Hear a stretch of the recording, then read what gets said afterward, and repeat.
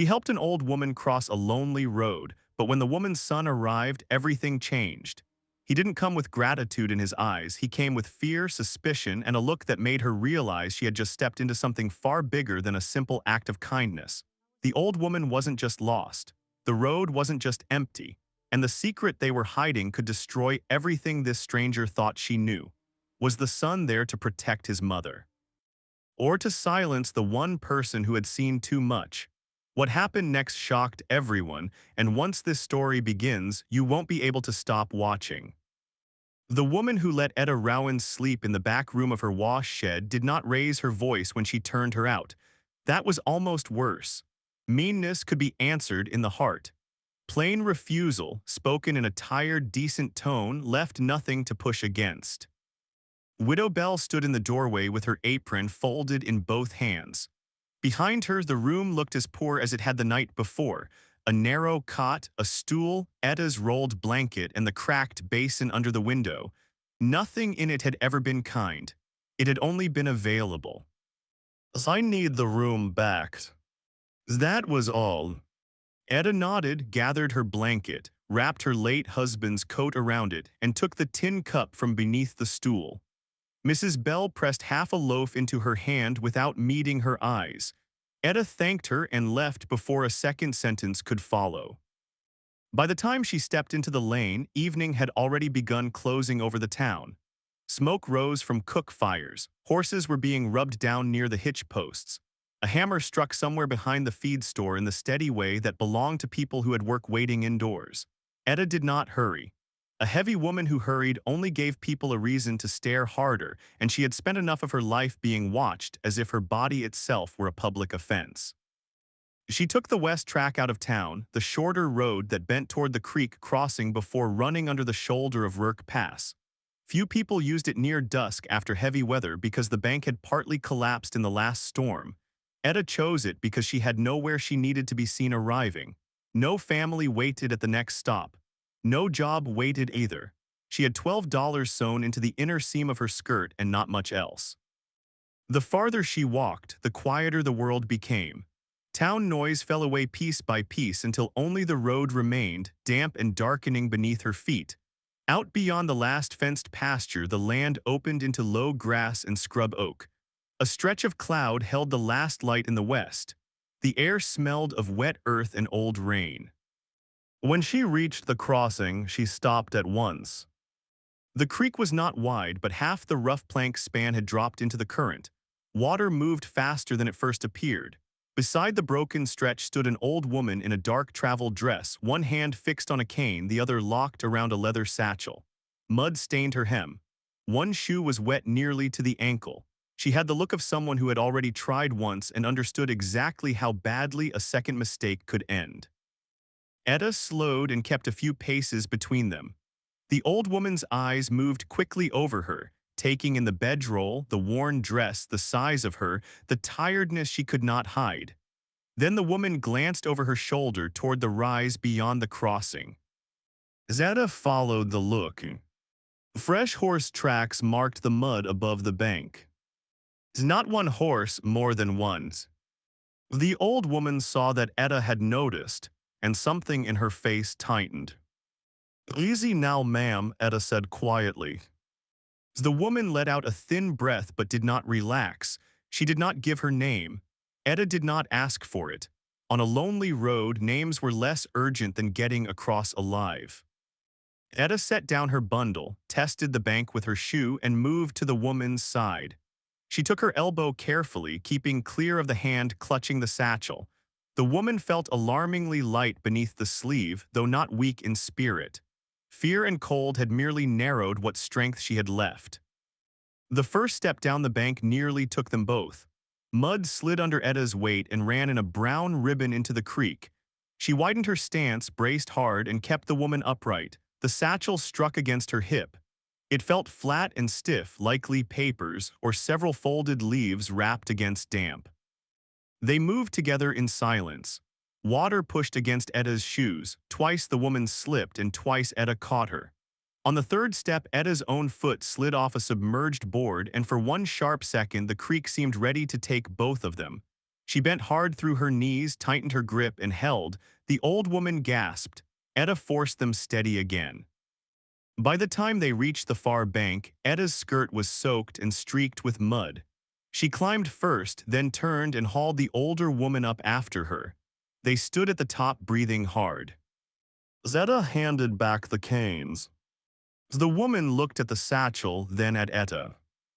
Don't let go of that bag. It was such a strange thing to say that Etta almost smiled, but the woman's face held nothing loose in it. She meant it. While adjusting the strap across the woman's shoulder, Etta felt the old woman's hand close once around her wrist. Not gratitude, warning. Then hoofbeats broke across the road below. Fast, hard, coming straight toward them. Etta stepped back instinctively. A lone old woman invited help. A stranger woman beside her on a broken road with a guarded satchel bag. Between them invited suspicion. The rider appeared on a dark bay gelding lathered at the neck. Before the horse even stopped, Etta understood he was no lawman and no drifter. He rode like a man used to land, urgency, and obedience. His coat was plain. His face was spare, weathered, controlled, and tightened by fear that had run too long. He swung down before the horse settled. His eyes went first to the old woman, then the satchel, then Etta. Not one glance wasted. He crossed the ground in 3 strides and checked the woman's shoulder, balance, and breath with the quick certainty of a man who had done this before. Only when he saw she was standing did he turn fully toward Etta. Who are you? The question landed flat and direct. Etta had heard harsher things, but rarely from a man whose anger was plainly born of real concern. She did not answer at once. Her position, if put simply, sounded too much like trouble. A woman turned out of town, found beside a frightened stranger with important papers, would never look harmless at first glance. Before she could speak, the old woman straightened. She rides with us. The man's jaw hardened. He did not look at his mother when she said it, but the relationship was plain now, son and mother, not in any easy way, in the harder way built from habit, duty, and long knowledge. He studied Etta again, slower this time. He saw the bedroll, the cheap shoes, the creek mud, and the fact that she had stepped back instead of talking. There was no welcome in his face, but neither was there meanness. He was working the truth as best he could in too little time. The old woman swayed once and he caught her elbow. That settled matters more quickly than argument would have. He led her to the horse and checked the cinch while still watching Etta from the corner of his eye. Etta bent for her bundle, meaning to leave them to their business if no second invitation came. But the old woman had already decided. The son said something low to her. She answered him with a look that ended it. At last he faced Etta again. He did not apologize for his question. Etta respected him a little for that. Apologies from powerful men often came dressed as charity.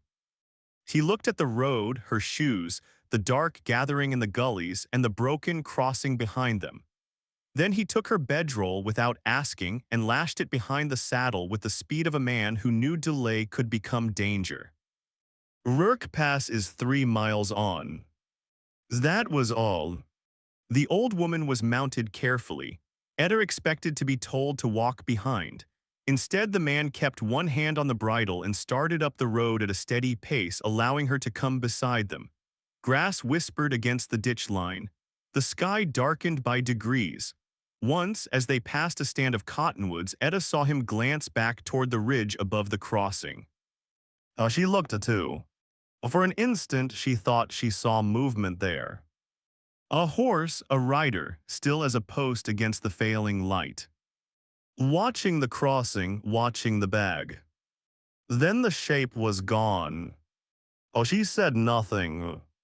By the time they topped the rise, the ranch had come into view across a broad shoulder of land above the pass. A square main house, a barn, a long shed, fenced pasture, and beyond it all the narrowing cut of the road itself between stone and pine. Lanterns already burned on the porch. Hands came out from the barn at their approach. Men, a stable boy, a woman in a dark shawl standing under the porch light with her posture already tightened by worry. The sun changed at once in the yard. Concern became command. He handed off the horse, gave two clipped instructions, and helped his mother down. Etta stayed back. She knew how to make herself part of the edge when family matters closed around a doorway.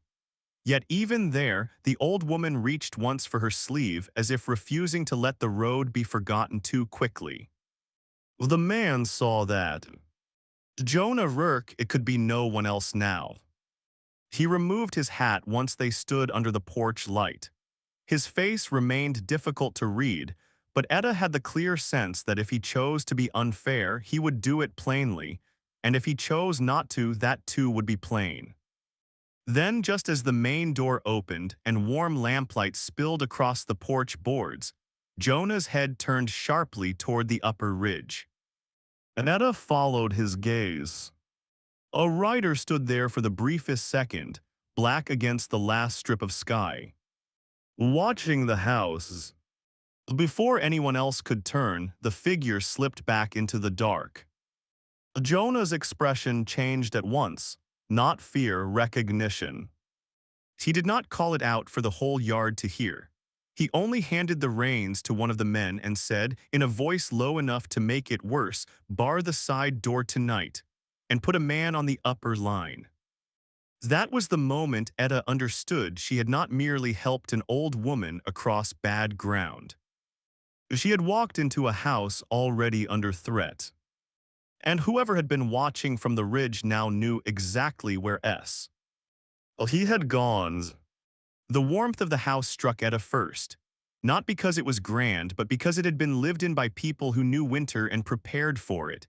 Heat from the cook stove had settled into the boards. Wet coats hung near the back entry. The air held broth, lamp oil, soap, and damp wool.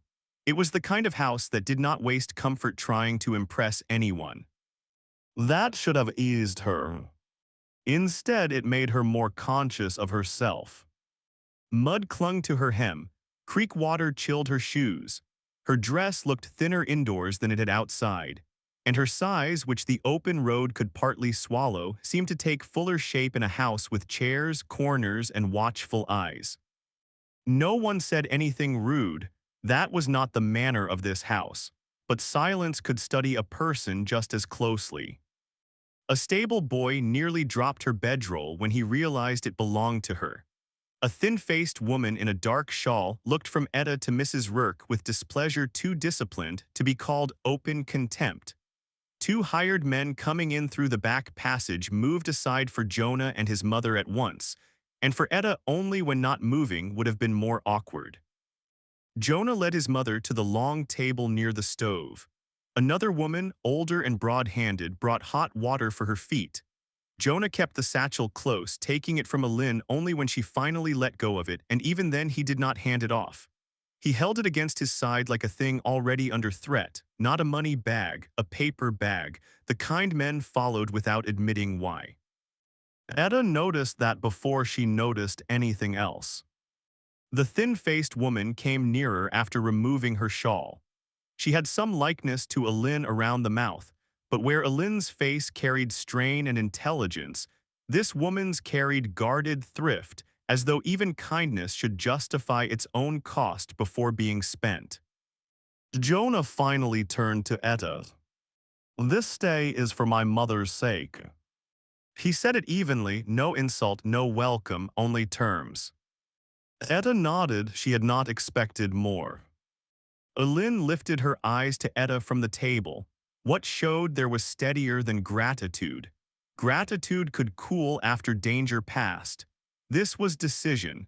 She had chosen Etta once on the road and meant to stand by that choice at least a little longer. Two children appeared at the far end of the room. A girl, perhaps 10, with a loosened braid and flower on one sleeve. A younger boy behind her, not exactly hiding, only letting his sister stand first between himself and whatever had come in from the road. They stared at Etta with the open curiosity children still possessed before adults taught them the manners of pretending not to see. The older kitchen woman handed Etta a towel and pointed her toward the side bench where boots were left to dry. Etta cleaned what mud she could from her skirt and shoes, quickly, aware of every inch of space she took up. The supper came late. Etta was placed at the edge of the table near the children, likely because any other arrangement would have made her seem even more conspicuous. The meal was plain, coarse bread, thick bean stew, a little salt pork. Jonah sat at his mother's right. The thin-faced woman sat opposite him. The children stayed quieter than children usually did, watching more than speaking. The table explained the house in small ways. Elin broke her bread without looking up. Jonah ate like a man, counting more than supper. The thin-faced woman kept an eye on bowls, cups, and serving spoons as though order itself might hold the family together if people did not fail at first. The boy studied Etta's plate, then her hands around the spoon. His sister kicked him lightly beneath the table. Etta pretended not to notice. Children always noticed bodies first. Shame was an adult education. When the meal ended, Jonah took the satchel to a small desk beneath the front window. He opened it just far enough to check the papers inside, then closed it again and locked the drawer with a brass key worn on a short chain under his vest. Before he stepped away, he checked the window latch as well. That small motion mattered. It told Etta the trouble in this house had begun before the creek, before the crossing before her. After the dishes were cleared, Elin asked Etta to sit near the stove. The thin-faced woman remained nearby with mending in her lap, though it was plain enough that she listened harder than she stitched. Jonah stood near the mantel, sleeves rolled, one hand resting close to the lamp, as if standing better suited him than anything that looked like comfort. At home, Elin's mind seemed to gather itself. She began without ceremony. Men had been pressing her for months over the land at the pass. Not merely the ranch house or lower pasture, but the strip running through the upper cut where the spring came down through rock and the old shelter house stood near the road. Anyone who controlled that section could decide who crossed in bad season, who watered stock there, and who paid for safe passage through the narrowest part of the trail. Her late husband had meant for the pass to remain under family stewardship. Papers existed to prove it. Older ones, too, tying use of the land to obligations that went beyond simple ownership. But one page in the family packet could not now be found, and the county copy of the filing had turned up incomplete. Elin believed there had once been duplicate survey references besides those formal copies. Older leaves and measurements meant to confirm the same boundary if one record was ever tampered with. Since then, men who called themselves practical had begun advising sale, while men who called themselves lawful had started asking for signatures. As Elin spoke, Etta understood that this was no ordinary inheritance quarrel. It was pressure, applied slowly enough that surrender might one day look reasonable. Jonah added only what mattered most. 2 northern routes had washed out the previous year. That had increased the value of Rourke Pass. Water rights farther south were already being contested. Timber men had begun taking interest in the cut. Uncertainty on land like this invited profit hunters. The thin-faced woman finally set down her sewing. Her name was Mildred Rourke, Jonah's widowed sister-in-law. She had remained in the household after her husband died 3 winters earlier. She ran stores, linens, preserving, and whatever else a ranch house required to survive. Her usefulness was obvious. So was her dislike of outsiders entering any matter already hanging by a thread. She did not openly challenge Elin in front of Jonah, but her disapproval showed in smaller ways. The way she straightened a towel Etta had already placed straight. The way her eyes kept returning to Etta's empty hands, as if measuring what burden had come in with the stranger besides the one everyone could already see. The children appeared once more before bed. The girl carried a rag doll by one arm. The boy had a wooden horse and sleep pulling at him despite his effort to stay awake. He leaned against Elin's chair until she rested her hand on his hair. That simple touch told Etta more than any speech. Whatever war circled this family outside, its center was here. The girl stopped before Etta and held up the doll. "Will you fix her braid?" Etta blinked once, then took it gently. The yarn hair had come loose near the neck. She tied it back as carefully as fingers made for heavier work would allow. The girl watched, solemn and unsmiling, then took the doll back with a nod that felt oddly like judgment withheld. After the children went upstairs, Jonah showed Etta the room she would use. It was not truly a guest room, more a narrow chamber off the back hall with a small bed, a washstand, one peg for hanging clothes, and a window facing the sheds. The quilt was clean. The floor had been scrubbed. A woman could do worse and often did. Jonah set her bedroll on the footboard. "You may lock your door if it helps." Again, practical words. Yet they stayed with her after he left. A person did not say such a thing unless either danger had already come close once, or he expected it to. Etta sat on the edge of the bed and listened to the house settle around her. A bucket set down outside, a horse stamping in the barn, boards creaking overhead where the children were being put to bed, wind moving through the cottonwoods in slow, uneven drafts. She had not expected safety here and still did not. But a body worn down by road and cold could feel borrowed shelter even when the mind refused to trust it. Her feet began aching in earnest once they were warm. She took her late husband's coat from the bundle and laid it flat across the quilt. The cuffs had gone shiny with use. One lower seam had started to pull loose near the hem. She noticed it because women who had little noticed all things that could still be mended. Her thumb rested there a moment longer than it should have. The hem felt only slightly wrong, too stiff in one narrow place, as if a frightened man had once repaired it in haste and called the job finished. Before lying down, she crossed to the window. The yard lantern burned low. Someone moved between barn and house carrying a bucket, then disappeared into shadow. Beyond the corral, the pass rose black against the night. Somewhere up there stood the shelter Alin had mentioned, and somewhere behind all the careful speech of supper lay the real shape of the fight over it. Sleep came badly. Once she woke in full silence, and for a moment thought she had imagined the road, the old woman, the horse. Jonah Rurk's hard first question. Then she smelled damp leather. The snatchel. Later, another sound pulled her fully awake. Not loud, not careless. A measured shift of weight on old boards out in the hall. Etta sat up at once. Moonlight stretched pale across the floor. She listened again and heard it, a cautious step, then the faint scrape of metal against wood, not at her door, farther down, near front room, near the desk where Jonah had locked the satchel. She crossed to the key. Jonah had left it in the lock. She turned it slowly, careful not to let it click, then opened the door only a hand's width. The hall lay dim under weak moonlight from the stairs landing. At the far end, beside the desk under the front window, a shadow bent over the drawer. Not a servant. Not a family member. Someone had entered the house knowing exactly where to go. A board shifted under Etta's foot before she could stop it. The figure froze.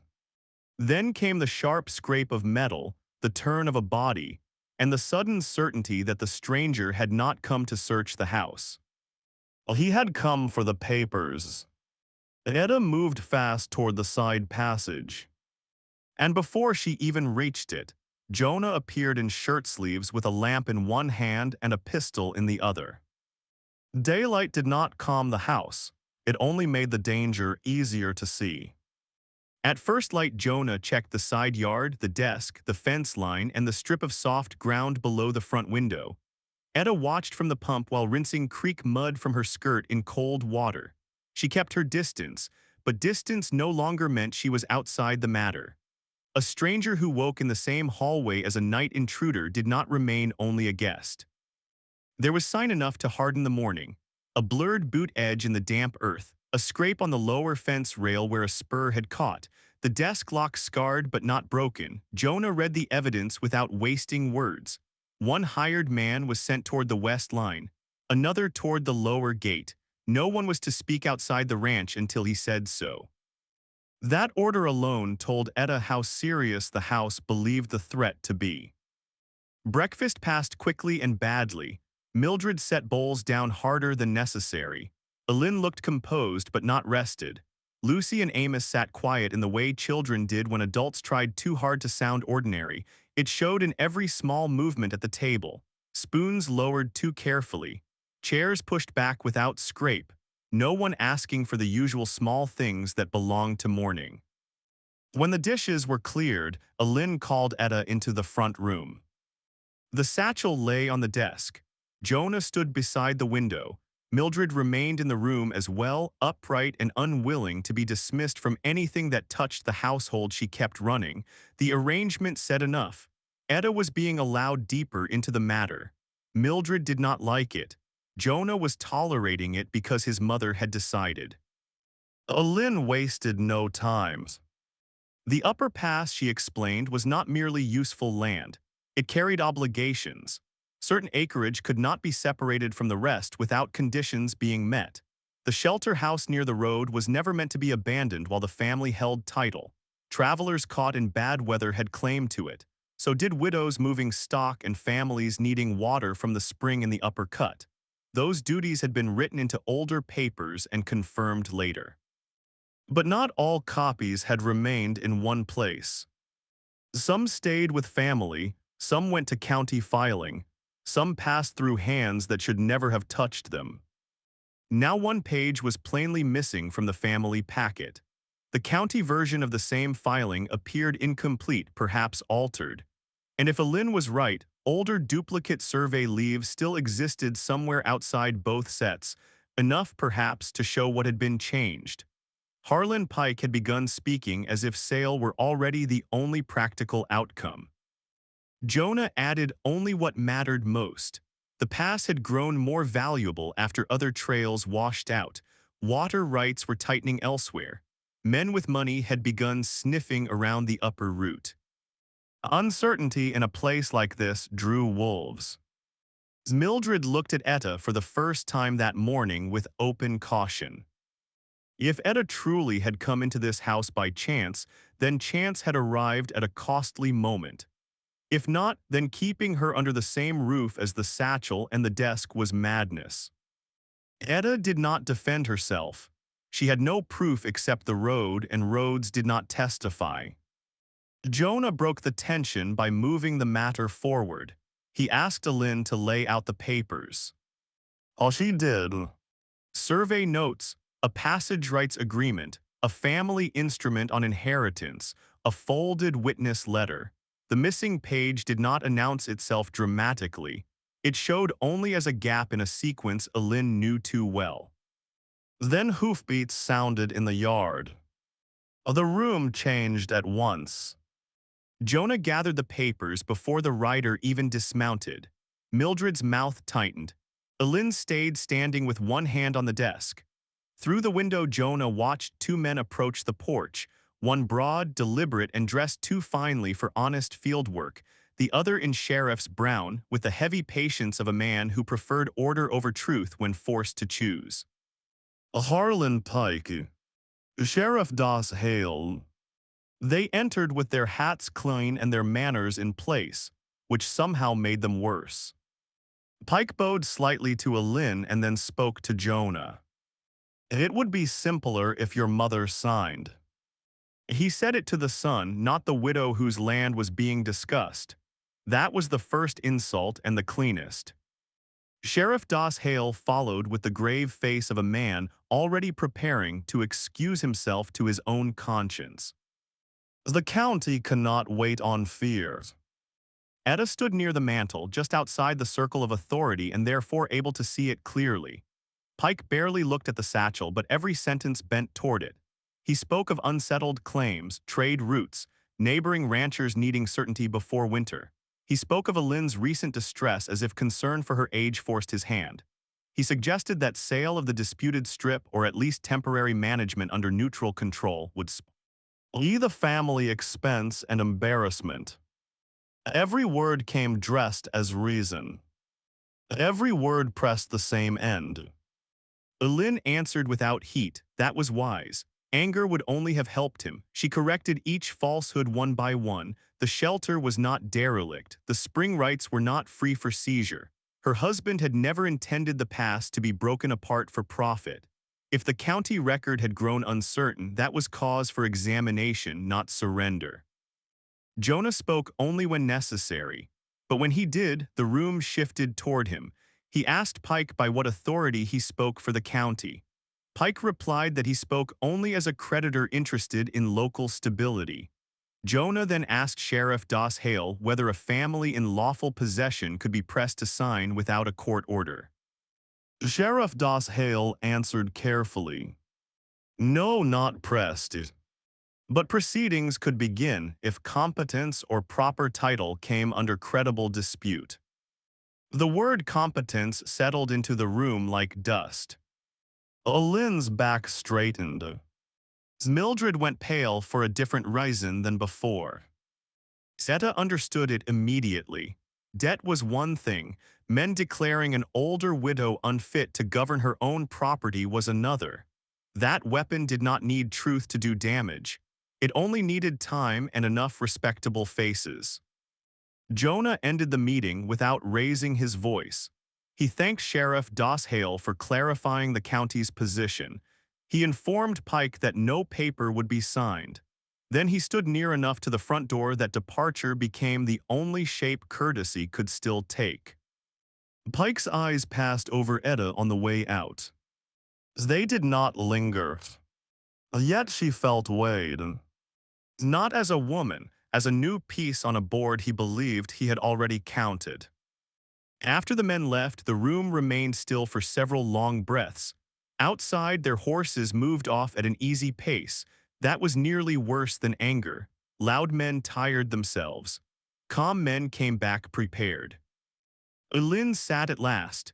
Jonah poured water and set the glass beside her. Mildred went to the window and stood there staring out, though Etta doubted she was seeing the yard at all. Then Lynn said the part that changed everything. The missing page had not vanished years ago. It had gone missing recently. She had discovered the gap only 3 days earlier while comparing copies. At first, she had told no one but Jonah. Then she remembered an older note tied to a boundary stone near the crossing where Etta had found her. Her husband, cautious in certain matters, had once marked duplicate references by the land itself rather than trusting every important line to desks and county men. That was why she had gone toward the old marker on the day the bank gave way. One page is gone. And if the duplicate references had survived at all, they were unlikely to be a single neat sheet. More likely they were scattered survey leaves, copied figures, or ledger scraps meant to prove the same line from another direction. Said plainly, it landed harder than all of Pike's polished pressure. A missing page could be carelessness. A recently missing page, followed by a man at the desk in the middle of the night, was something else entirely. From that point on, the ranch tightened. No lawyer was summoned yet. Jonah wanted first to know whether the threat came from Pike's side, from bought hands, or from some weaker seem much closer to home. Men crossed the yard all morning in quick lines. Fences were checked. The bunkhouse was questioned. The tack room was locked before noon. Mildred counted stores with unusual severity. Lucy and Amos were kept close enough to make them restless. Etta worked because work gave her hands something to do while her thoughts turned. She peeled apples for drying, carried hot water to Lynn's room, mended a torn feed sack by the back porch where she could watch the yard without seeming to. No one had formally accepted her, but the house had already begun using her presence. She was no longer only under the roof, she was inside the problem. And then memory caught. It began when she took her bundle back to the small room to air out the damp. Her hand closed around her late husband's coat, and the lining beneath her thumb snagged against a place in the lower hem that felt slightly thicker than the rest. Not enough to prove anything. enough to wake an old recollection. Years ago, when money had been thin, she had offered to mend that same torn seam after it caught on a wagon pin. Owen had taken the coat from her too quickly and said he would do it himself. At the time, she had thought only that he was drunk and sharp-tempered. Now, in the Rourke house with papers missing and men pushing at the pass, the memory came back with a harder shape. He had not been protecting the coat. He had been protecting whatever flat papers had been sewn there. Perhaps not the missing family page itself, but something tied to the same line, the same measurements, the same fight. Near dusk, Lucy found her near the side porch. She did not come with a neat story. She came breathless from the smokehouse path with two clothespins in one hand and a cigar stub in the other, Pike's brand. She had gone after the fallen pins and seen a horse tied beyond the outer fence. The wind had broken the voices apart. She could not swear to every word, but she had seen Mildred near the smokehouse corner, and one line had carried clear enough to chill her. Time was running short before the county pages were compared. By the time Amos called her from the yard, Pike had already turned his horse away. Etta thanked the girl and told her gently to say nothing until Jonah asked. Lucy nodded at once, relieved to place the burden somewhere older. That evening, when Jonah came in from checking the upper line, Etta told him both things: Lucy's account and the remembered thickness in Owen's coat seam. Jonah's eyes sharpened at once. Not trust, not disbelief. Something harder and more exact. He asked only what mattered. Had the seam always felt thick? Had Owen ever done survey work? Did he know men tied to county filing or Pike's freight interests? Etta answered what she could, which was enough to shame the dead and not enough to excuse him. Owen had drifted through land work years before. He had known men he never properly named. He had lied in small things so often that larger lies no longer arrived with warning. Jonah took the coat from her hands. He did not open it there. That somehow made it worse. Outside, lamps were being lit one by one. Somewhere in the house, Alin coughed. Mildred answered from another room in a voice too composed to trust. Zeta sat alone a long while afterward. Yesterday, she could still have told herself she was passing through another family's trouble. Tonight, that line no longer held. There were missing papers tied to the pass. Men with respectable faces wanted the land badly enough to force an old widow toward disgrace. A child had seen what she should not have seen, and the dead husband whose shame had followed Etta across counties might have hidden some piece of the truth close enough to touch all along. She could still live. The thought came honestly. She owed the Rourkes nothing by blood. Staying would place her under suspicion the moment Owen Rowan's name entered a room full of men and records. But once the thought came fully, another followed. If she walked now, she would not be leaving trouble in the abstract. She would be leaving an old woman already being pressed toward surrender, two children listening through walls for changes in adult voices, and a house where the truth had begun, however unwillingly, to move through her hands. By the time supper was called, Etta knew she was not leaving Rourke Pass. Not because she had found belonging.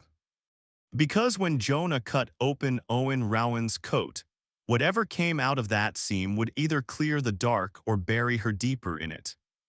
And she knew, before he even returned to the room, that the house would not survive another night of uncertainty untouched. Etta slept badly and rose before dawn. The decision to stay at Rourke Pass had settled in her, but not comfortably. A woman who had spent years surviving by avoiding other people's trouble did not cross that habit in a single night. Still, when the first thin light touched the back window, she was already dressed and smoothing her hair with wet hands, listening to the ranch wake around her.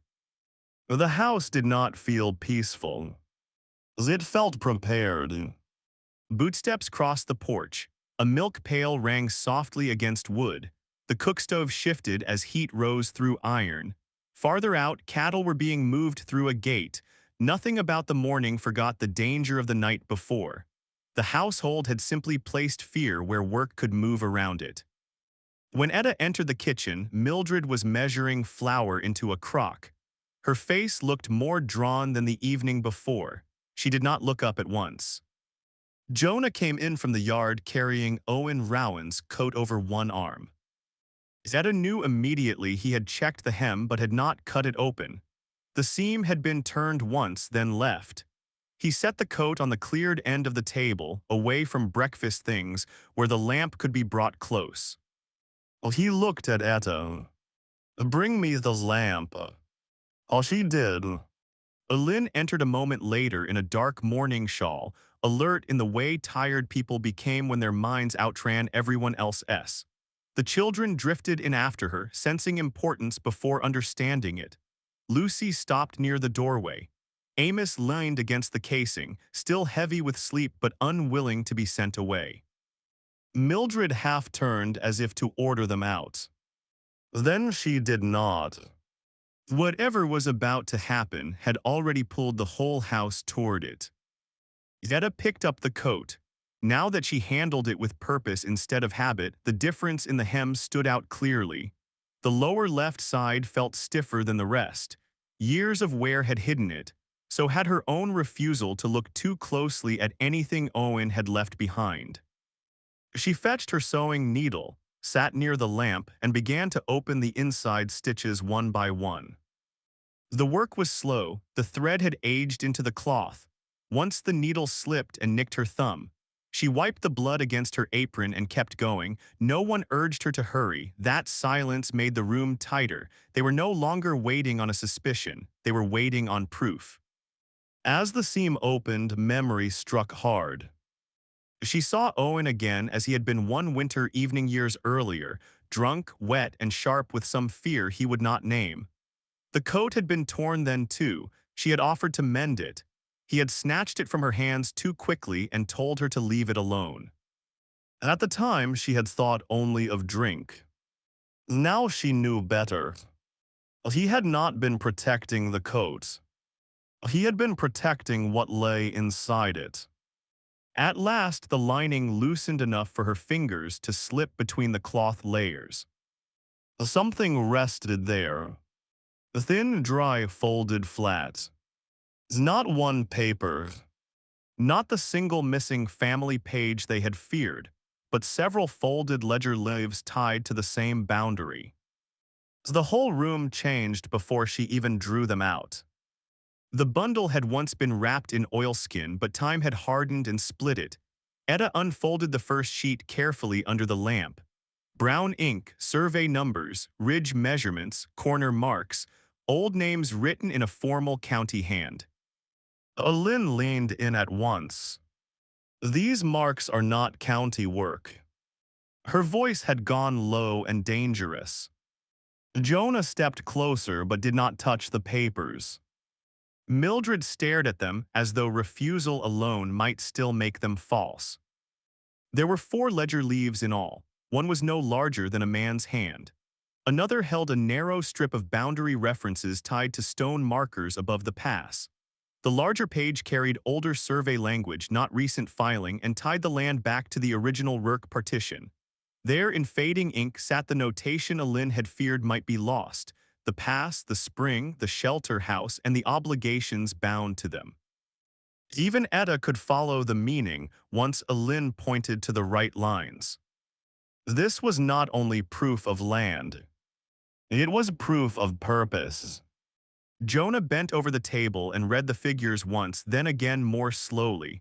On the second reading, his expression changed. The map was no longer only on the paper. He was seeing it in stone, slope, waterline, and fence posts. Mildred recovered first.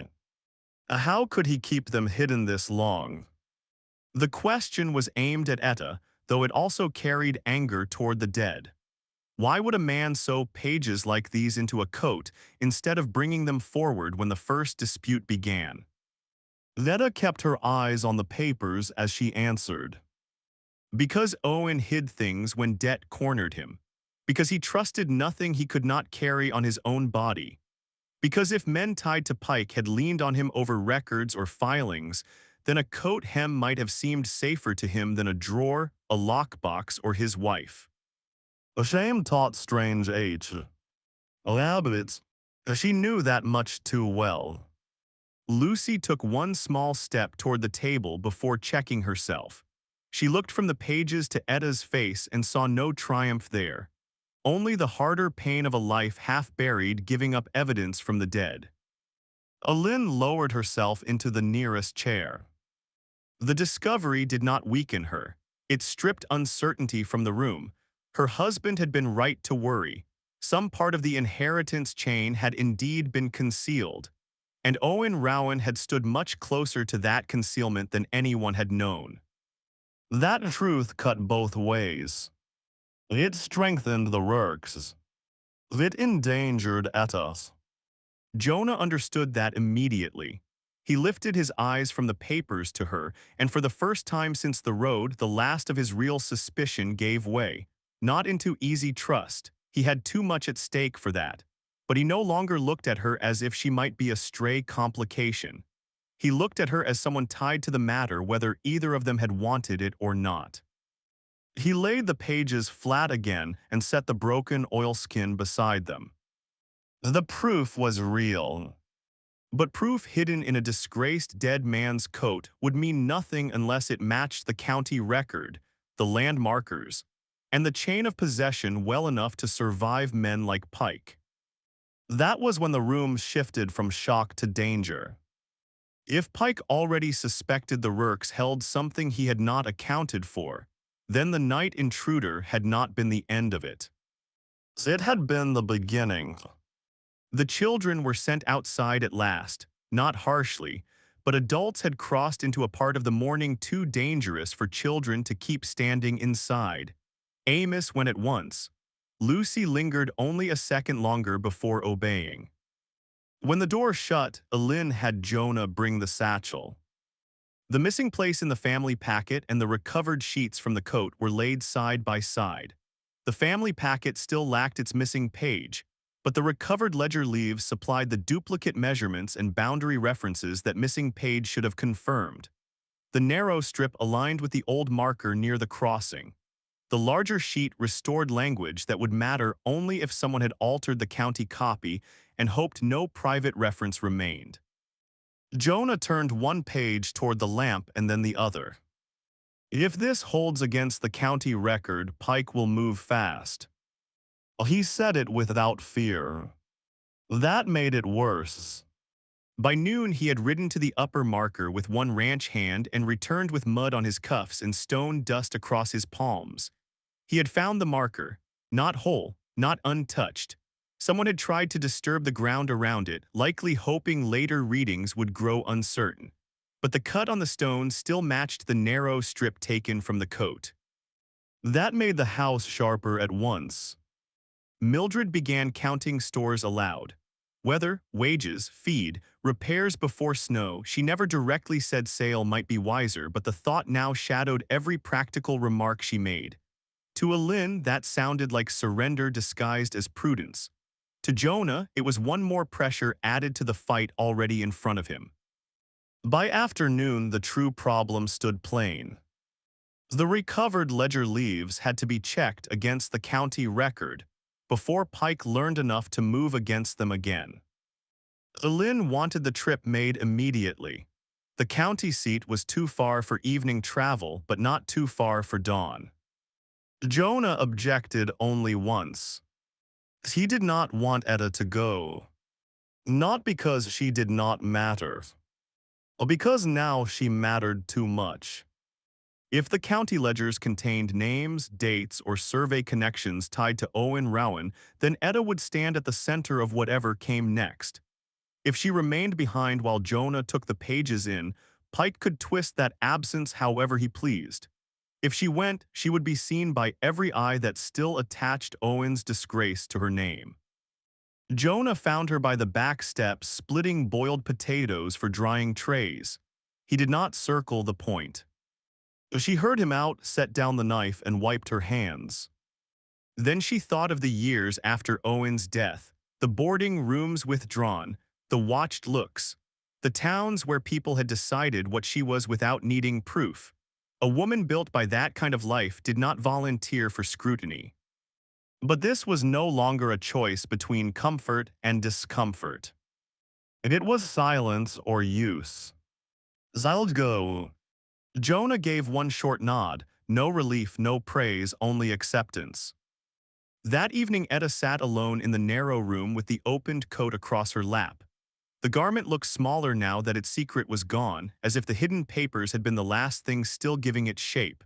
She remembered Owen more clearly than she had in years, and not kindly, but not simply cruelly either. He had not been a devil. Devils were simpler. He had been a weak man who wanted to outlast debt without paying full price for honesty. Men like Pike lived well on the weakness of men like that. Outside, the house moved uneasily too. Ward night, the children were called in from the yard. A pan clattered in the kitchen. Mildred's tired voice carried through one wall. Jonah crossed the hall twice, making ready for morning, his tread measured and never hurried. The sound did not comfort Etta. It steadied the air. Before bed, Alin came to the door with a candle. She did not enter until Etta asked her to.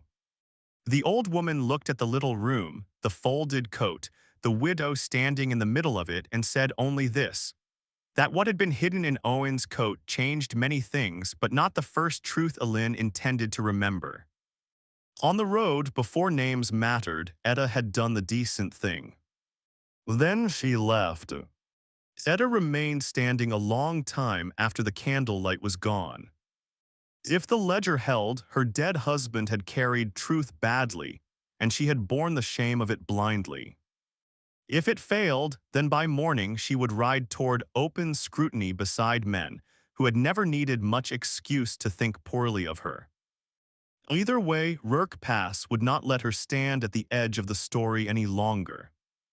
By dawn, they would ride for the county seat with the recovered ledger leaves pulled from a coat hem, and a claim strong enough to save the pass or ruin every fragile shelter she had found under that roof.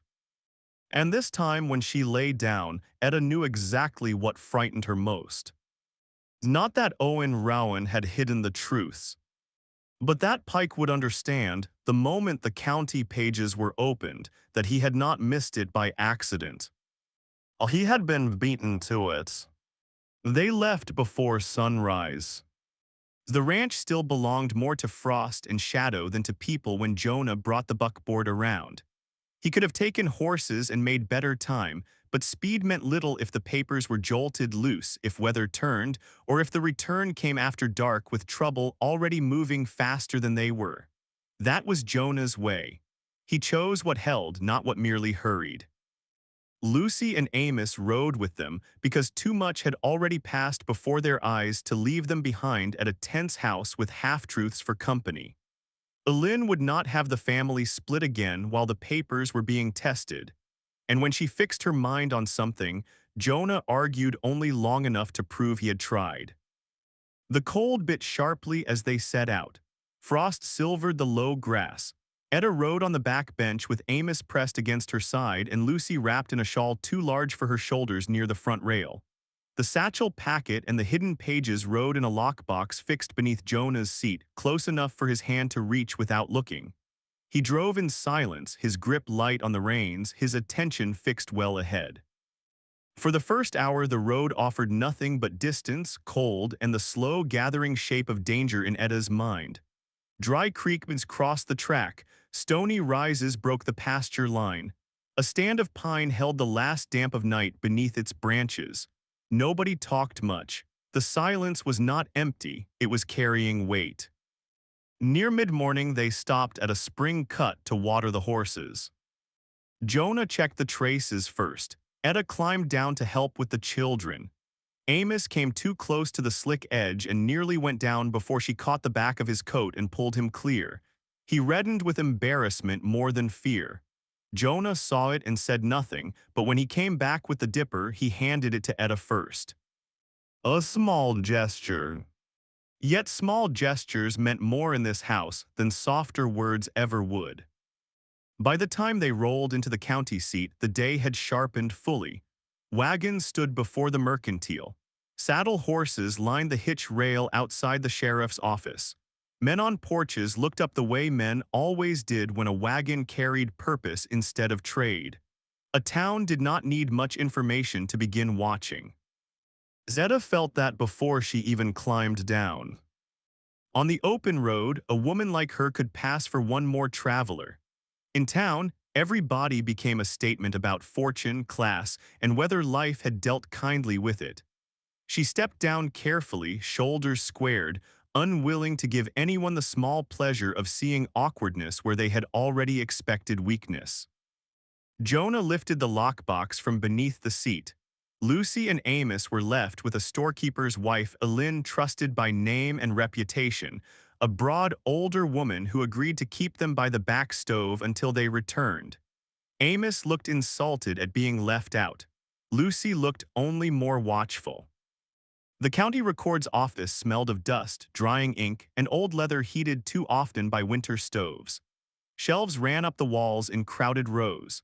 Ledgers thick as paving stones sat shoulder to shoulder, their spines worn by years of handling and neglect together. Behind the counter stood the clerk, a narrow man with ink staining 2 fingers and the nervous courtesy of someone who preferred records neat because people rarely were. Jonah gave the request plainly. He wanted the inheritance filing tied to Rourke Pass, the original partition notes on the upper route, and any later amendments regarding access, spring use, or sale rights. The clerk hesitated. Only for a second. But in a room like that, a second was enough. He fetched the ledgers anyway and laid them out one after another. Jonah remained standing to read. Etta stood near the end of the counter, close enough to see the pages, far enough not to invite office irritation. At first, the entries looked like what records always looked like to anyone not trained to read their dangers. Dates, names, legal turns of phrase, numbers running down old paper. Then the pattern shifted. One amendment referred back to a supporting page that no longer sat where the index said it should. Another copied general language about use of the road, but omitted the maintenance obligation Elin's private sheet contained. A later notation sat in thinner, weaker ink, as though someone had inserted it from memory or convenience rather than from the original line. Jonah turned the ledger slightly toward the light. The scrape near the lower binding showed clear enough then. A page had not merely gone missing. It had been removed. The page is gone. The clerk said it before caution could save him. His face changed as soon as the words were out. Shame took hold where uncertainty had been living a moment earlier. Jonah did not raise his voice. That was somehow more effective. He asked when the books had last been reviewed, who held access after hours, and whether Sherry F.F. Doss Hale had ever kept office keys during levy or seizure business. The clerk answered because refusing would have looked worse than fear. Under the pressure of direct questions, he admitted Pike had visited more than once in recent months over neighboring claims, and Sheriff Doss Hale had indeed held the office secure one evening when the clerk's wife was ill. None of it proved whose hand had lifted the page. All of it narrowed the road. Then Jonah opened the lockbox and laid the recovered ledger leaves beside the county copy. The room tightened at once. Even the clerk leaned forward. Where the official record remained intact, the numbers matched. Where the county page had been altered, the recovered ledger leaves restored the missing obligations in older language and firmer ink. The assessor's mark aligned. The boundary references aligned. And most damaging of all, the weaker later insertion in the county book contradicted the recovered page in the precise place where Pike's claim would benefit. Etta felt her hands tighten inside her gloves. This was not relief. It was the sudden opening of a deeper danger. Once truth took shape on paper, false men stopped pretending patience was enough. The clerk, now nearly whispering, said formal notice would be required. Witness verification. Possibly a boundary review at the pass itself. Jonah answered that notice would be filed before the day ended and that he expected the record to remain sealed until then. The clerk agreed too quickly. Fear had finally outranked convenience. When they stepped back into the street, the town looked the same, yet nothing felt the same. A wagon rattled by, two men argued over harness leather. Somewhere a child laughed and was hushed, but Etta knew exactly where the lie now lived. It had an office, a shelf, a mutilated ledger, and respectable men willing to let it sit there. Jonah sent her with Lucy and Amos to the mercantile, while he went 2 doors down to the notary. He was gone longer than expected. The children settled near the stove with cornbread and cider, glad for warmth after the road. Etta remained near the front of the store, unable to let herself sit for long. Something in her would not settle. Then she saw why. Half a block down, tied near the feed merchant, stood Pike's bay horse. Not hidden, not hurried, waiting. That made the whole day shift. She stepped out onto the porch and saw Pike himself across the street, finishing some quiet word with the barber before turning in her direction. Not startled to find her there, but almost as if he had expected this moment to present itself sooner or later. So it was not chance. He had known they had come. He had known Jonah would go from the records office to the notary. And he had known Etta might be left standing somewhere between those two errands. He did not cross at once. He let 2 wagons pass. He came only when the street thinned enough for the meeting to look ordinary from a distance. Through the mercantile window behind her, Etta could still see Lucy and Amos by the stove. That kept her where she stood. Walking away would have made him choose whether to follow her among witnesses. Standing still made him speak his purpose. He stopped in the doorway, hat on, gloves in hand. You could leave this county with money in your hand. He said it as though offering weather advice. That was what made it ugly. He spoke of a room west of the rail line, honest cash, a place where nobody would ask what she had carried out of Rourke Pass or why. Then he gave the final insult the way men like him always did, as mercy. A woman treated as poorly as she had been, he suggested, deserved an easier road than someone else's inheritance fight. He understood more than greed. He understood loneliness. That was why the offer struck where it did. For one dangerous moment, Etta saw it all too clearly. A shut door, wages, no county room, no public tying of Owen Rowan's name to her own. Then another image came harder. Celine at the crossing with mud on her hem and fear in her hand. Lucy bringing truth because she had not yet learned how adults protected themselves with silence. Jonah turning the cut place in the county ledger toward the light. Men like Pike called betrayal practical because it sounded cleaner that way. I know. The word came out lower than she expected and steadier. That seemed to offend him more than if she had shouted. The softness left his face. He told her still quietly that roads were hard for women alone, that reputations followed widows farther than wages did, and that not every family who gave shelter meant to keep doing so once testimony became inconvenient. Then he stepped back into the street and was gone before Jonah returned. Etta told the children nothing. When Jonah came back, he took one look at her face and asked whether Pike had spoken to her. She answered yes and gave him the substance of it plainly, leaving out only the brief flash in which the offer had almost low. Oaked like relief, that part belonged to her and to no one else. Jonah listened without interruption. His hand tightened once on the handle of the lockbox. They left town soon after. The return felt longer, though the horses kept pace. Clouds gathered over the western ridges. The wind dropped low across the grass. Amos fell asleep against Etta before the second hour. Lucy stayed awake, glancing now and then toward Jonah the way children did when adult silence had become weather. Then near the boundary below Rourke Pass, the threat stepped out of paper and onto the land. A stretch of west fence had been cut clean and laid down into the grass. Not torn by weather, not broken by cattles. Oh God. Beyond it, tracks crossed into the lower pasture where stock could drift if the breach went unseen until dark.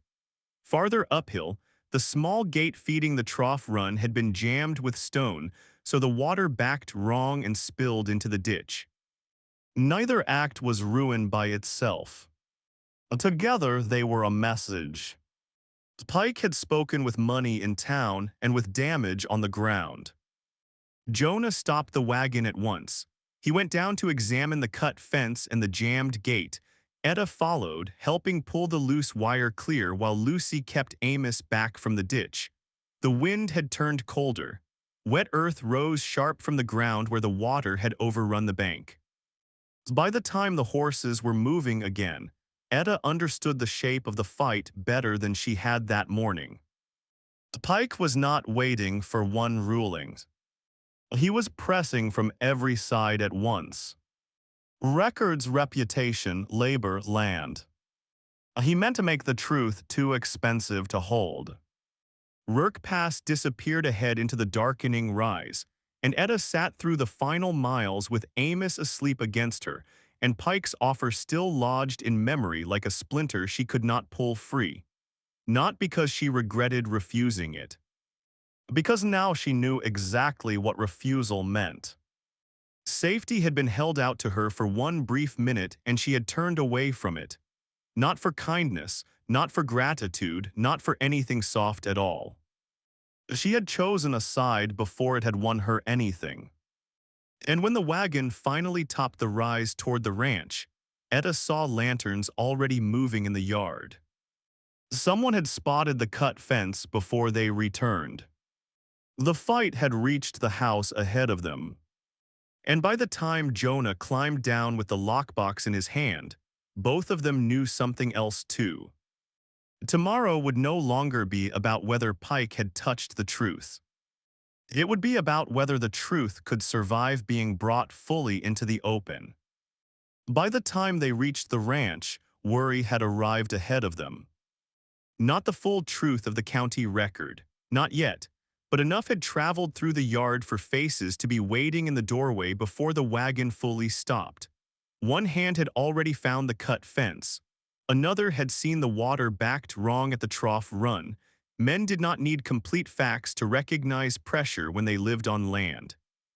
Mildred stood on the porch, apron still on, one hand white around the rail.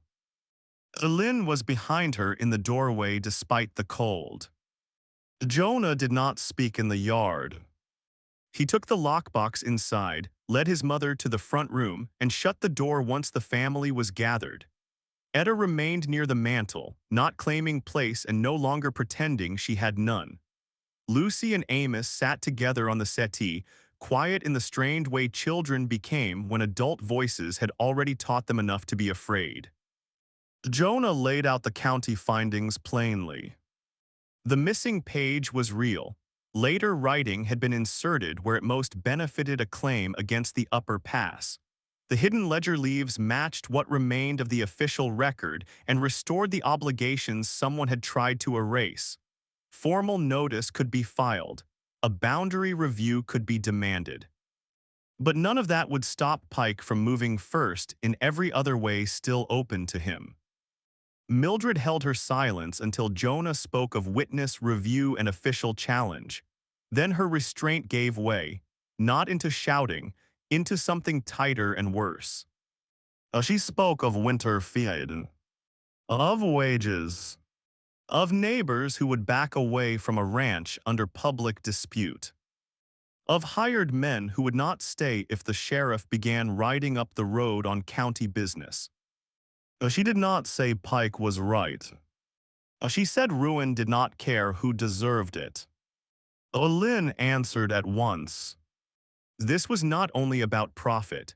The pass carried obligation older than any account book in the house. If it were sold free of that duty, the family would not merely lose land. They would become the ones who broke faith with what had been entrusted to them. Mildred's face sharpened, then faltered. Zetta saw the truth of her then. Mildred was not greedy. She was frightened in the practical language of people who had been left too many times to count flour, salt, and lamp oil while men argued over principle. Then Jonah said the worst of it.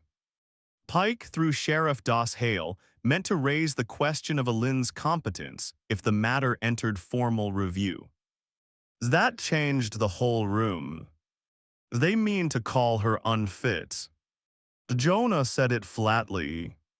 Lucy's hand found Amos's beneath the cushion before either child understood the legal shape of what had been said. They only understood this. Someone meant to take command away from their grandmother by calling her less than herself. Alin did not bow under it, but the effort of standing against it showed in the small tremor near her wrist. The room did not break open after that. It tightened. Jonah crossed to the desk and laid the county copy beside the recovered sheets as if forcing the danger into plain sight. Mildred turned half away and began counting under her breath what winter still required: flour, oats, lamp oil, salt, pork. Alin stood very still. Even the children sensed that what came next would not arrive in noise. It would arrive in truth, and truth stayed longer. Supper was set out and barely touched. The children were sent upstairs more gently than usual. The first hard gust struck the shutters. A pan was lifted, set down, lifted again, as if ordinary work might still save the evening from itself. It could not. When the table had been mostly cleared, Alin asked Etta to stay. Jonah remained too. Mildred did not leave. The lamp burned low between the satchel and the lockbox. Then Alin said, "There is more you should know." The words dropped like a second blow. Years earlier, when her husband had been ill and freight losses had bitten hard into the ranch, papers tied to the pass had needed carrying, copying, and filing at the county office. Men of good standing were not always available for work requiring discretion, and discretion was the name respectable people often gave to dirty errands when they wished to keep their own hands clean. Owen Rowan had known survey routes. He had known back roads to the county seat. He had owed money in too many directions. That made him useful. Alin did not accuse him of inventing the fraud. She accused him of weakness. He had been leaned on by men tied to debt, freight, and local leverage, perhaps Pike directly, perhaps men who prospered close enough to him to matter little in the difference. At some point, Owen had understood, too late, that more was being altered than he had agreed to carry. Instead of returning the truth cleanly, he hid duplicate survey leaves and boundary references in the coat hem. Not brave enough to expose it.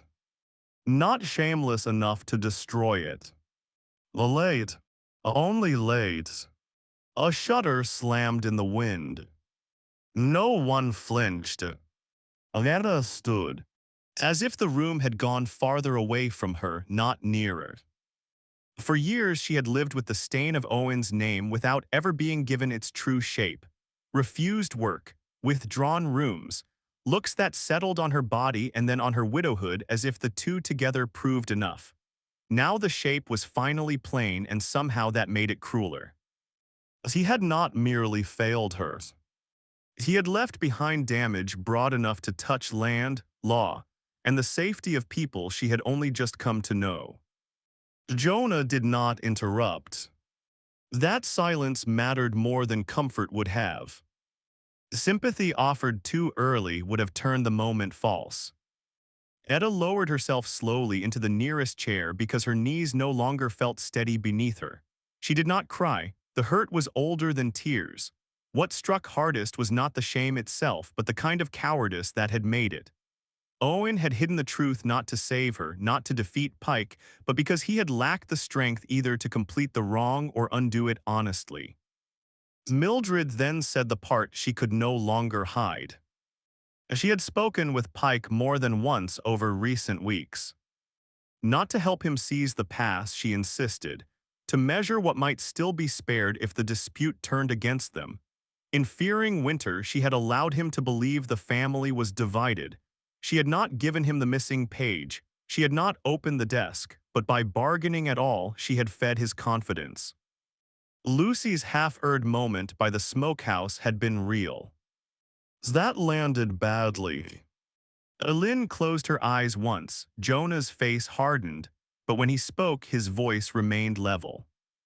Fear did not excuse putting family weakness into Pike's hands. Mildred accepted the blow without defending herself further. And in that moment, she ceased to look like an opponent and looked instead like what she truly was, one more person on the ranch whose fear had bent toward power. Then Lynn crossed to the window.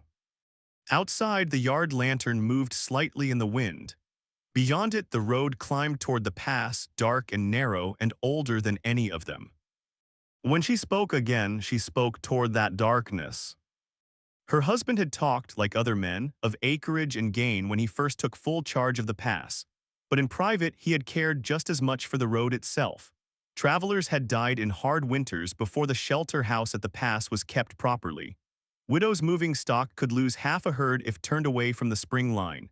Families caught between storms needed at least one place where the door was not measured by price before mercy. That was why Pike sickened her. He saw only leverage. He would sell passage in bad weather to the highest need. He would close the shelter the moment its upkeep cost more than it pleased him. He would turn stewardship into toll. Etta listened and felt the fight change shape inside her. So until then, it had been about rightful papers, hidden wrong, and the damage Owen had helped leave behind. That was enough to keep her there. But this was more than a property fight. The pass protected people who had nowhere else to turn when road and weather closed around them. Women like her. Children like the two sleeping upstairs. Strangers whose names would never enter a county ledger unless they died on the road. That was when the next truth became visible to everyone in the room. Hidden papers might expose fraud. Fraud once exposed would demand testimony. Not from Jonah alone. Not from Lynn alone. From Etta. From the widow whose husband had hidden the sheets, and whose life had already been bent by that concealment whether she had agreed to it or not. Etta looked down at her hands. If I speak, his shame becomes mine again. No one answered at once. The line sat between them because it was true. Publicly naming Owen's weakness would not free her quickly. It would drag his name and hers together into open scrutiny. Men like Hale would ask whether she truly knew nothing. Pike would suggest she had hidden the sheets after Owen's death. Town memory, once stirred, would not remember kindly. Lynn came back from the window and stopped before her. Then let the truth choose whose shame it is. Nothing grand in it. Nothing soft. Only placement. Burden where burden belonged. From there, the next day took shape with frightening clarity. Jonah would file formal notice at dawn. He would demand a boundary review at the pass before witnesses. Lynn would attend despite the insult to her competence, because absence would be used against her. The recovered ledger leaves, the family packet, the county discrepancy, and the marker references would all be laid together. And Etta, if she did not retreat now, would speak. Love Owens. Love the coat. Of the years of rumors. Of the truth arriving too late and costing her anyway. No one pretended the cost would be light. That honesty made the room steadier, not easier. Afterward, no one moved quickly. Mildred cleared the dishes in silence. Jonah secured the pape. R.S. Elin retired at last, though Etta doubted rest would come to her. The house thinned into night. Etta went outside alone before bed. The wind had eased. A few hard stars showed between moving cloud. Somewhere above the rise, the road bent toward the shelter house. She pictured a woman arriving there in bad weather with tired horses and nowhere else to stop. She pictured a child shivering under a blanket in a room kept warm or barred shut depending on the sort of man who held the land. For most of her life, such decisions had happened above her, by people who would never think of her except as inconvenience. Now, by a bitter change she had not chosen, she stood near the point where one of those decisions might turn. She did not feel brave. Brave was too klein a word. She felt necessary, and tired, and ashamed, and unwilling to live one more year beneath a lie built partly from her silence. When she came back inside, Jonah was waiting near the hall lamp. The lockbox sat closed at his feet. He looked as though he had been standing there for some time thinking. He did not step closer. He did not offer comfort. That made what he said heavier. If you speak tomorrow, no one in this house will ask you to stand alone before the record. That was not tenderness. It was better. It was a place taken beside danger. Zeta went to her room, unpinned her hair, and laid out the plainest clean dress she had. Mourning would not be merciful.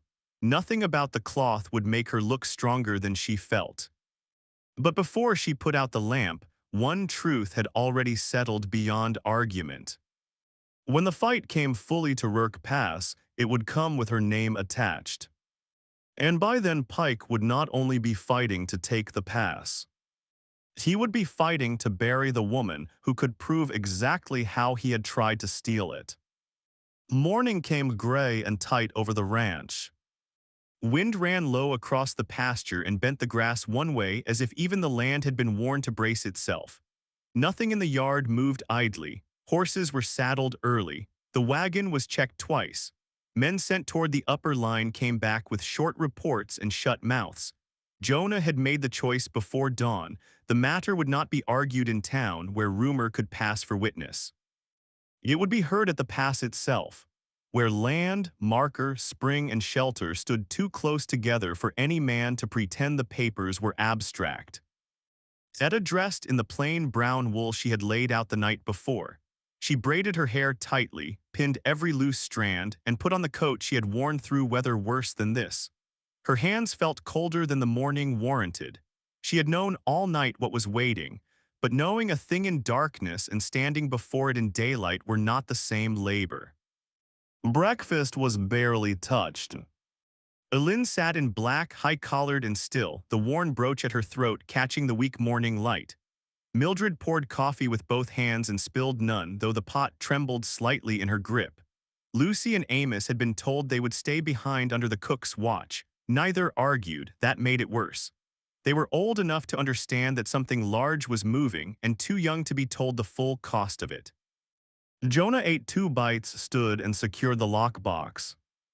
By the time the wagon climbed toward Rourke Pass, the clouds had dropped lower.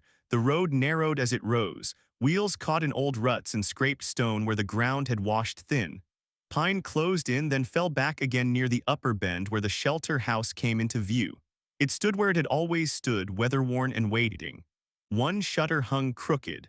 Part of the roof sagged where old snow had worked on it.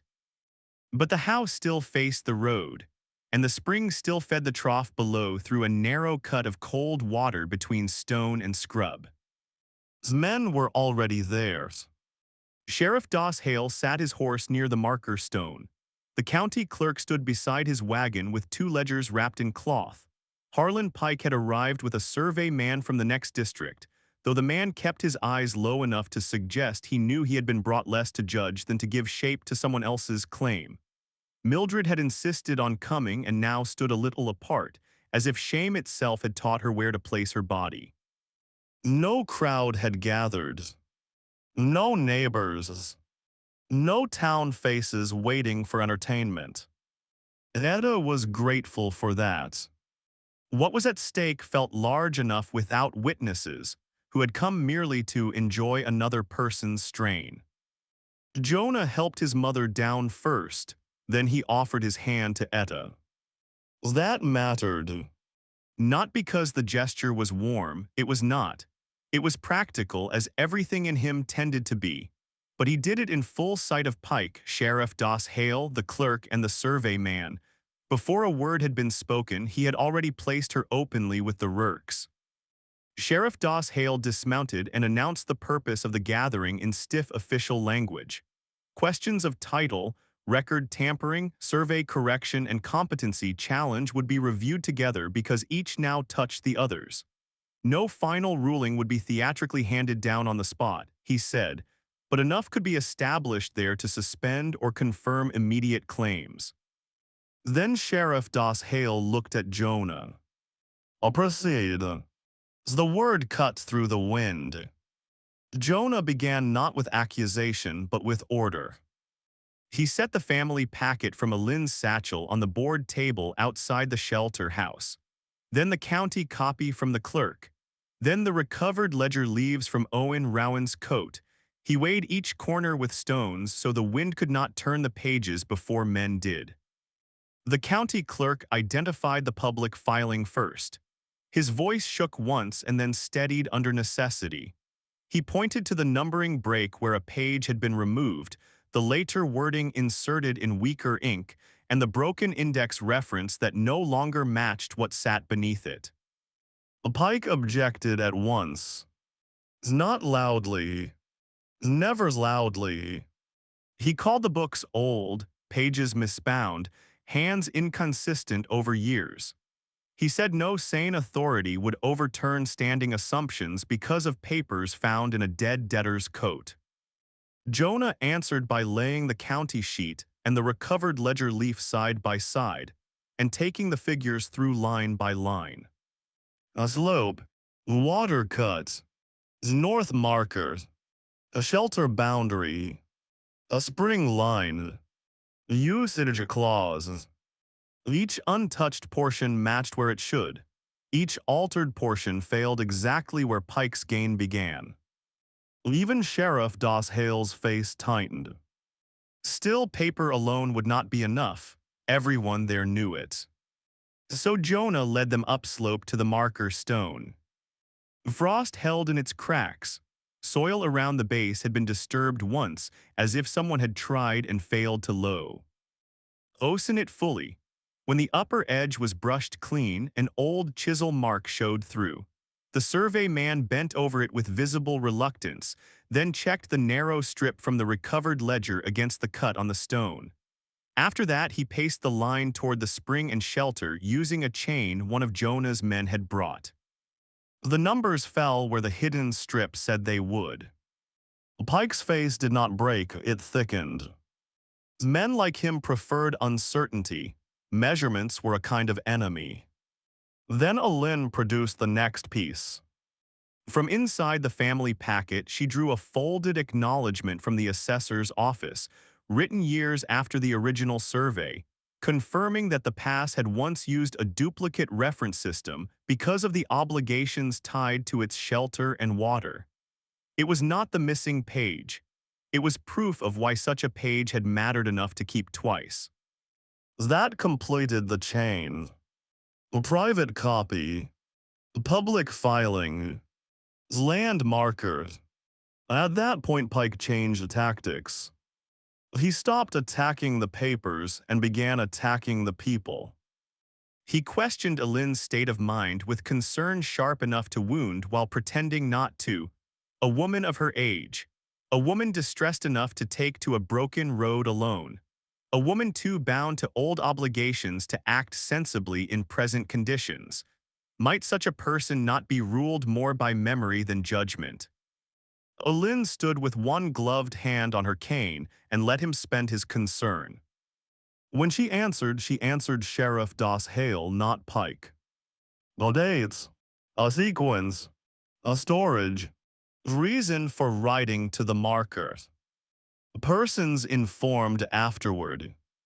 Nothing in anger, nothing out of order.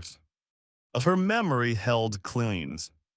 Sheriff Doss Hale could not honestly call it wandering. So Pike turned to Etta. That had always been coming. The least protected person, there was also the one through whom the hidden ledger had entered the record. If he could stain her badly enough, he could still cloud the truth long enough to buy delay. He did not insult her body. That would have been clumsy. He preferred finer knives. Owen Rowan, he reminded them, had carried debt, drink, and poor company. His widow had drifted from place to place afterward and now appeared with papers no one had seen until the Rurks required them. Who could swear she had not found them years before? Who could swear she knew nothing of her husband's dealings? Who could separate pity for a cast-off woman from actual proof? The words landed where old bruises had lived for years. Etta felt every eye on her then. Sheriff Doss Hale's caution, the clerk's discomfort, Mildred's pain, Jonah's fixed silence, Alin's steadiness. No one could say this part for her. If they did, the truth would weaken. She stepped to the table and laid her bare hand beside the hidden sheets. Wind lifted the hair at her temples. She did not try to sound brave. She was not brave in any storybook way. She was only tired of carrying what belonged to another man's failure. The pages were sewn into my husband's coat, and I found them only after the seam was opened at this house. That was her only spoken line. It was enough to begin. Sheriff Doss Hale required the rest in formal account, and she gave it without ornament. The torn hem, Owen's refusal years before to let her mend it, the small life of concealments by which he had trained her not to trust his steadiness. The years after his death, when rumor had judged her without once offering proof, she did not beg, she did not cry. She said only what she knew, where her knowledge ended and how the pages came into Rurk hands. The truth given that plainly changed the air. Then she said the part Pike had not planned for. Owen Rowan had been weak, she admitted. Weak enough to hide what he should have returned or exposed. But weakness in a debtor did not create rightful authority in a creditor. If her husband's cowardice had helped bury the truth, then the answer was not to reward the men who had profited from the burial. The wind rattled the weighted corners of the pages. No one spoke at once. Then the survey man, trapped at last by land he could not flatter into falsehood, admitted that the marker, spring line, and shelter boundary aligned with the recovered ledger, not the altered reading Pike had advanced. That should have ended it. It did not. The Pike tried one last bargain. Let the Rurks keep the lower ranch and house. Let the upper strip pass into neutral management and toll. Spare Alin formal competency review. Spare Etta public repetition of Owen's disgrace. Spare the county a longer fight. Men like Pike always made one last offer when fact cornered them. Bargains had carried them farther in life than honor ever had. Jonah did not even look at him when he answered. He looked at the shelter house, then at the road below it, then at the place where any traveler in hard weather would first search for a lit door. The pass is not for sale. That ended the shape of the morning. Simple words, final ones. Keeping the pass under its rightful terms would cost money, labor, and scrutiny. Selling would have been easier. By refusing, Jonah chose burden in front of law, family, and enemy alike. Etta understood it at once. So did Mildred, who shut her eyes briefly as if accepting the very weight she had feared most. From there, the rest came quickly. Sheriff Doss Hale could not maintain Pike's immediate claim without openly dismissing a lined marker, duplicate reference, mutilated county page, and live testimony. The clerk, cornered by his own failure to guard the record, formally acknowledged tampering enough to suspend transfer or force settlement pending fraud review. The competency challenge against Alin lost force the moment her possession and memory held under examination. Pike did not shout, did not lunge. did not break apart. He simply lost ground piece by piece until the authority he wore so carefully no longer fit him. At last, Sheriff Doss Hale gave the closest thing the gathering would receive to a ruling. The original terms stand, and Pike's claim is suspended pending fraud review. That was all. No cheers. No applause. No satisfying murmur from gathered townspeople, because there were none. Only the wind, and the fact of it. Pike put on his gloves with great care. That small act carried more humiliation than anger would have.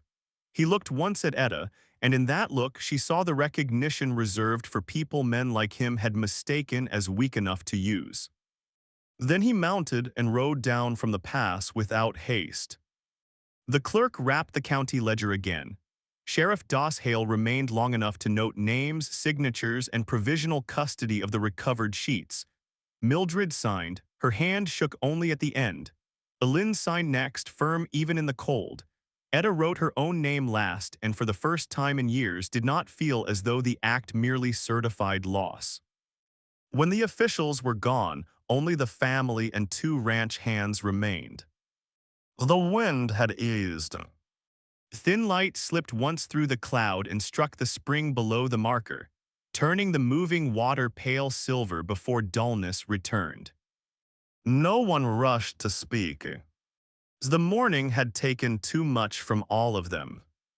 Mildred went to the shelter door and tested the latch, needing some small practical act before she trusted herself to stand still. Elin lowered herself onto the bench outside the house and looked not triumphant, but deeply tired in the honest way that came after a long strain finally loosened. Etta remained by the table where the papers had been. Her limbs carried the hollow trembling that followed effort completed. Jonah crossed to her with the lockbox under one arm. He set it down, lifted the turned edge of her coat where the wind had caught it, and drew it more fully around her shoulders before stepping back. In another man, the gesture might have felt intimate. In Jonah, it felt like recognition made plain. Below them, the road still cut out of the pass exactly as it had before dawn. The stones had not shifted. The pines had not bowed. Yet the place had changed all the same. Truth had been put back where falsehood had lived too long in comfort. Zeta thought then not of triumph but of cost. Owen Rowan's name would never come clean. Hers might not either, not everywhere, not soon. Sheriff Doss Hale would file his review. Pike would not become harmless because he had been checked. The town below would hear the story in versions less generous than the one that had truly happened. None of that changed the deeper thing. At Rourke Pass, where power had expected her to shrink and let others decide the meaning of her life, Etta had stood and tied her name to truth. Nothing about that felt loud. It felt final. And as the wagon turned at last to take them back down from the pass, Etta saw one more thing that settled the morning into something colder than victory. Pike had not looked back at the land. He had looked back at her, which meant the fight for the pass was broken. But the fight against the woman who had helped break it had only just begun. Pike's claim had been broken. That did not mean life turned gentle. The days after the review came in the same hard shape as before, fences needing mending, cattle needing moving, cold pressing steadily down from the higher cut. At Rourke Pass, justice did not arrive with music. It arrived like winter stores, useful, necessary, and never enough on its own. That suited Etta better than celebration would have. She had never known what to do with sudden warmth, especially when it came from people who had once preferred not to see her. At the ranch, no one rushed toward false cheer. Work remained. Fires still needed laying. Stock still needed checking. Doors still had to be barred against weather and opened for the right people. Only one thing had truly changed. The house no longer felt as though it might close on her without warning. She was still noticed, but the notice had shifted. Where she had once been the stranger under another family's roof, she was now the woman Jonah consulted when the shelter house at the past stores were counted, the one Alin called for when county papers came in, the one Lucy and Amos sought without hesitation when they came back cold, hungry, or carrying some small trouble in their hands. Not everyone transformed. Mildred did not become easy overnight, but her reserve lost its edge. She began including Etta in the practical running of things instead of merely tolerating her near them. One evening, she handed her the winter linen count without explanation. Another morning, she asked whether the shelter house at the pass would need more lamp oil if the first real snow came early. To anyone else, the exchange would have sounded plain. To Etta, it marked a turning larger than apology. A week after the hearing, the county notice arrived. Pike's attempt to force settlement had been suspended in writing pending fraud inquiry. Sheriff Doss Hale's name sat on the page because it had to. The clerk's hand appeared below his, neat and reluctant. Alin read it once, folded it into the satchel with the old family packet and recovered ledger leaves and locked the desk again. No one cheered. The habit of caution did not disappear because one fight had gone rightly. Up at the pass, Jonah put 2 men on the shelter house at the pass before the first hard freeze could claim it. Etta went with them on the second day carrying lye soap, linen rags, and a basket of bread. No formal discussion had assigned her there. The work had simply begun to gather around her until it became obvious the place was falling into her hands. The building answered well to care. Broken hinge pins were replaced. The roof patch over the rear corner was redone. Jonah reset the crooked shutter himself when the hired men were pulled away to the lower fence. Etta scrubbed the hearthstones, aired blankets, shook out bedding ruined by mice, and sorted what could be mended from what had to burn. By dusk, the shelter no longer smelled of neglect. It smelled of pine sap, hot iron soap, and bread cooling near a stove. That changed something in her more deeply than she had expected. As she worked there over the next days, the past stopped feeling like somebody else's inheritance fight and began to feel practical, near, and necessary. A lantern trimmed before dark, a bucket filled before the road iced over, a blanket aired before snow. Such things did not sound grand. They were grand only to people who had never needed them. Lucy and Amos took to the shelter almost at once. Amos insisted on carrying wood in loads too large for him and then looked personally offended when half of it spilled. Lucy arranged beans, flour, and salt on the shelf with grave concentration, as though the order of each jar might one day matter to someone she had not met yet. One late afternoon, while Jonah checked the outside latch and Etta shook out a wool blanket in the doorway, Lucy stopped beneath the porch rail and looked from one of them to the other. "Will you still be here when the snow comes?" The question carried no child's hesitation. She was not asking about weather. She was asking what none of the adults had yet named plainly. Zeta folded the blanket once over her arm. "If your grandmother has work for me, I will." Lucy seemed to accept that for the moment, but the question stayed with Etta long after the child had run back down the road. That evening, Alin came up to the shelter house at the pass herself despite Jonah's dislike of the climb. She stood in the repaired doorway and looked slowly over the room. The stove blacked clean, the stacked wood, the made bedstead, the shelf of provisions, the basin placed near the water pail. Approval showed in her face before words did. She set a ring of keys and a folded paper on the table by the window. The paper was plain, no legal flourish. Only a written arrangement in Jonah's hand, witnessed by Alin, naming wages for keeping the shelter and the small house beside it in order through winter and spring. Stores, B. Edding, travelers, water, fire, readiness. The small house beside the shelter house at the pass, 2 rooms and a lean-to kitchen, would be hers to live in as long as the work was honestly done and the agreement held good for both sides. Lynn rested her hand over the keys. Then the small house beside the shelter house at the pass is yours to keep, with wages and keys of your own. For a moment, Etta could not answer. She had been given food before. Temporary beds.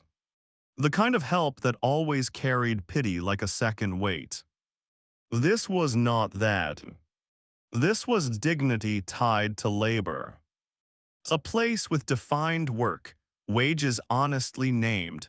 A door she could open without wondering whose temper waited behind it. She took the keys carefully, as if rough hands might wake her from it. Word spread because word always did. Some in town said the Rurks had hired the Rowan widow out of guilt. Others said Jonah kept her close because she knew too much.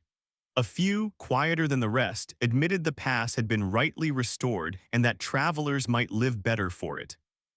The first time she returned to town after that, the difference showed in smaller cuts.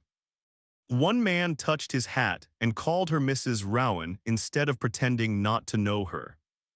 Another spoke past her to Jonah, though the question had been hers to answer. A teamster remarked that a lit shelter at the upper pass might keep someone alive before winter was through, and no one hurried to laugh at it. The matter had been settled enough for paper, not enough for all hearts. That too Etta understood.